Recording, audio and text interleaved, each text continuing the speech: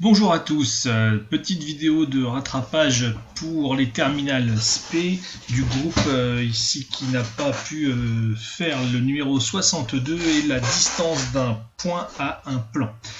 Mais tout le monde peut regarder bien évidemment pour effectivement revoir si vous en avez le besoin.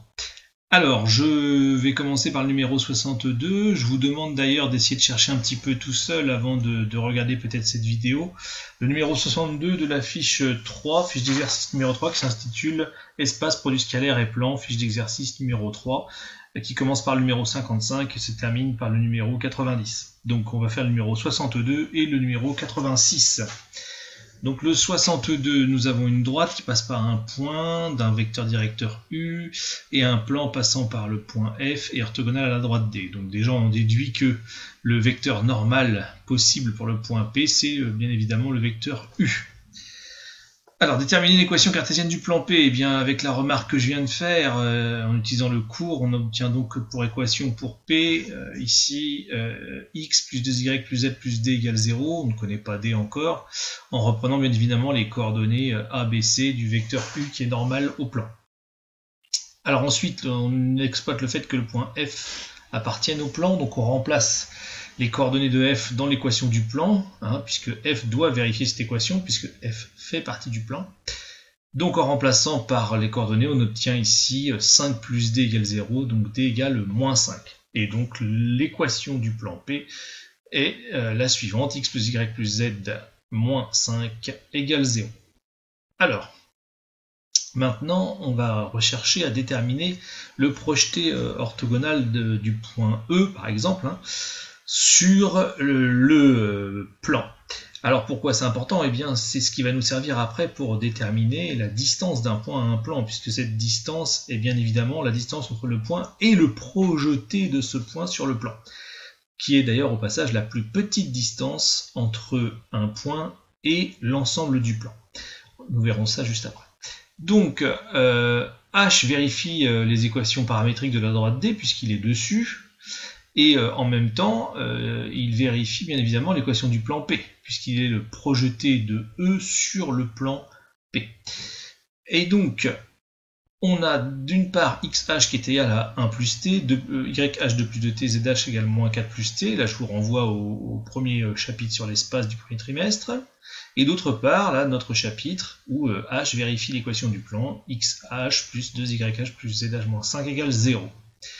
Qu'est-ce que l'on va faire? Eh bien, on va remplacer bien évidemment ici par l'unique paramètre t, on va remplacer xh, yh, zh dans l'équation du plan. Ce qui nous donne 1 plus t, plus 2 fois 2 plus 2t, plus zh, donc moins 4 plus t.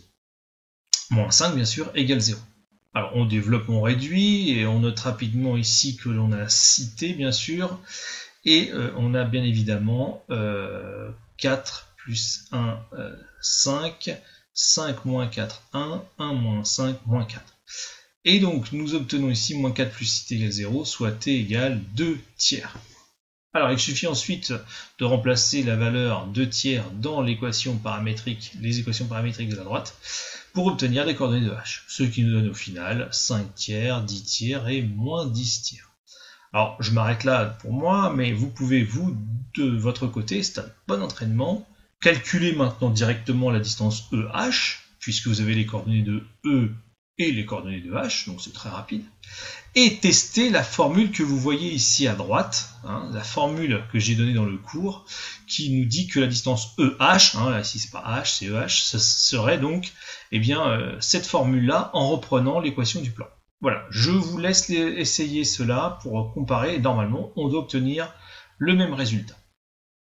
Alors, cette formule assez extraordinaire que nous allons démontrer ensemble.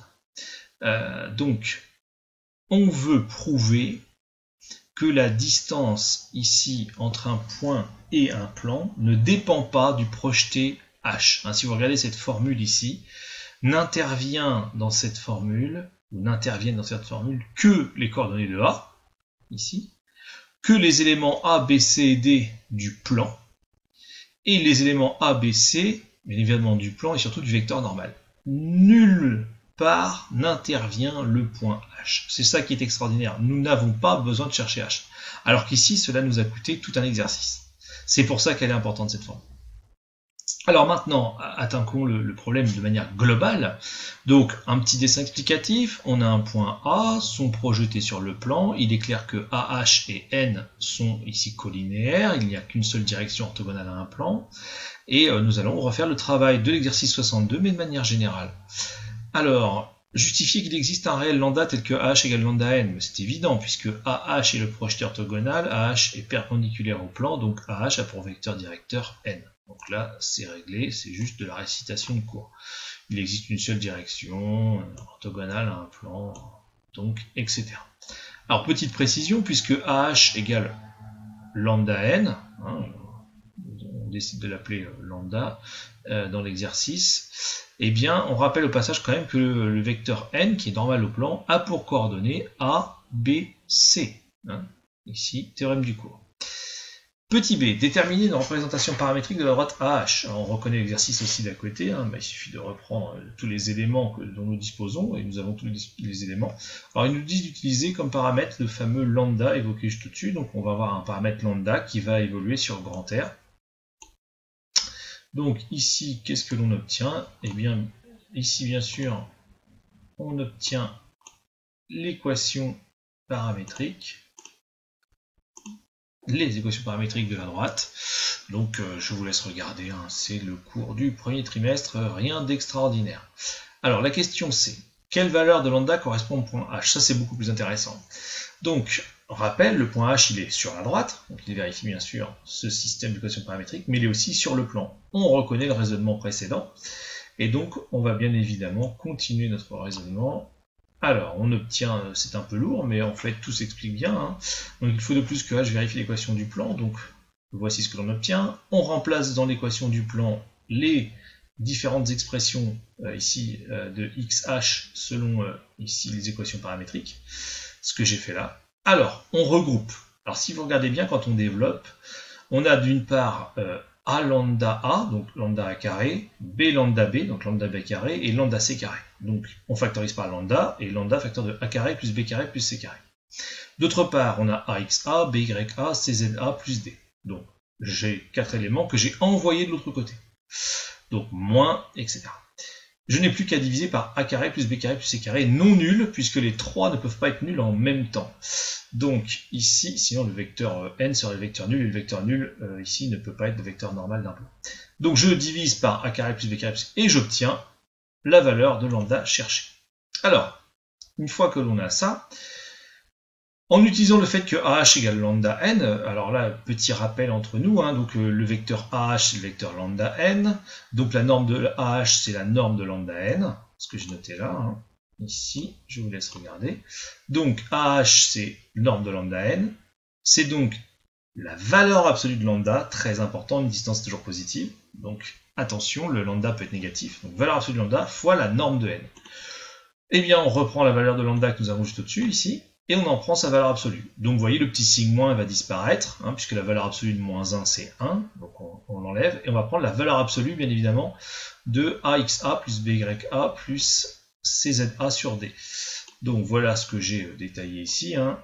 Donc, la valeur absolue de lambda fois la norme de n. La norme de n, c'est racine de A carré plus B carré plus C carré. Et on reconnaît ici la formule, on sent qu'on approche ici de la bonne formule. Donc comme je vous ai dit, la valeur absolue d'un quotient, c'est le quotient des valeurs absolues, sauf que en bas, A carré plus B carré plus C carré, c'est positif, donc il n'y a pas de souci. Par contre, en haut, bien évidemment, on va mettre la valeur absolue autour des parenthèses. Le moins 1, on peut l'enlever, on le remplace par 1, et donc il disparaît.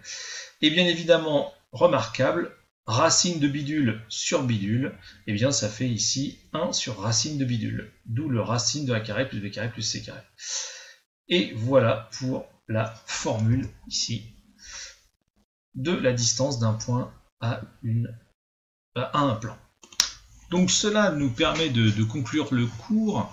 Nous en étions arrivés aux positions relatives de droite et plan pour la plupart. Et donc rapidement, donc ici j'ai rappelé l'essentiel de ce tableau avec ici les différentes possibilités. Je vous laisse noter, ça vous faites pause et puis vous vous pouvez relever ça sur votre cahier tranquillement. Alors, partie suivante, le petit 3 ici, distance d'un point à un plan, donc la formule, hein. Dans un repère orthonormé, le point P, le plan P et un point A, la distance entre A et le plan définie par AH avec H projeté de A sur P. AH est la plus courte distance entre A et le point, et tout point de P. Et de plus, on a la fameuse formule que je vous ai donnée. Alors, pourquoi est-ce la plus courte distance? C'est extrêmement simple. Si vous prenez un autre point du plan, quelconque, M, et que vous considérez le projeté de A, donc H, le point A et le point M, eh bien ces trois points forment un triangle rectangle, puisque AH est orthogonale à toutes les droites du plan. Donc elle est orthogonale à HM. Donc AHM est rectangle en H. C'est fini, puisque AH est forcément plus petit que l'hypoténuse AM. Voilà ce qu'il fallait démontrer. Donc la plus courte distance vous est donnée par cette formule, que nous avons démontrée précédemment. Alors ensuite, équation cartésienne de sphère. Bon, ça c'est aussi extrêmement simple, hein. On reconnaît un peu la similitude avec l'équation cartésienne d'un cercle dans le plan. Là ici, dans l'espace, l'équation cartésienne d'une sphère, eh bien c'est quoi une sphère de centre oméga de rayon R? Eh bien c'est tous les points M qui vérifient ici cette égalité. Alors pourquoi? Eh bien pour appartenir à une sphère, il suffit que oméga M soit égal au rayon.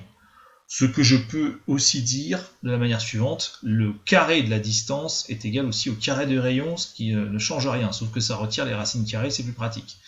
Et cela nous donne exactement cette formule, extrêmement simple. Application, eh bien écoutez, si je vous donne une telle équation, ici, quel est ici le rayon et le centre de la sphère?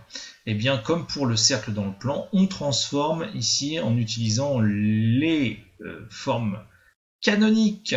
Et oui, sauf que là, il n'y en a pas deux, il y en a trois. X, Y et Z. Donc je vous laisse regarder. N'hésitez pas à faire pause sur la vidéo pour observer ce que j'ai fait. J'ai rien fait d'extraordinaire. J'ai juste mis la forme canonique.